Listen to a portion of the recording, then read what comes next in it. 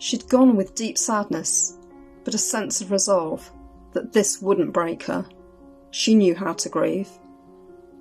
But on seeing the cave of loss and despair and discovering the stone was no longer there, she fell to her knees, sobbing with grief, in a state of deep shock and true disbelief. How could anyone be so cruel to steal the one they'd loved and known?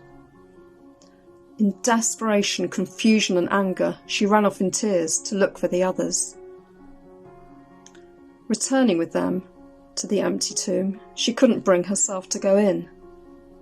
Unable to cope with what she'd see, the space where the body should have been. She stood a long time just outside the tomb, the damp air chilling her to the bone. Though strangely finding this comforting, she still needed to know what had happened to him. She hardly saw him through her tears, the stranger who was standing near. Then when he asked if he could help her, pain and sadness choked her answer. "Please tell me what you've done with him. I'll go and get him, bring him in." "Mary," he said in soft response, a gentle reply that she almost missed. She'd felt before when he first said her name that her life would never be the same. Now the way this stranger spoke awakened in her a spark of hope.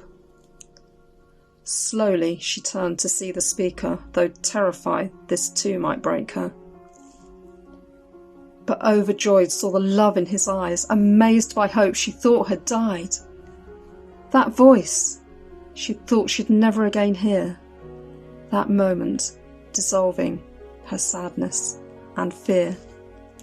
She hadn't known how she would survive, but her master and saviour was actually alive.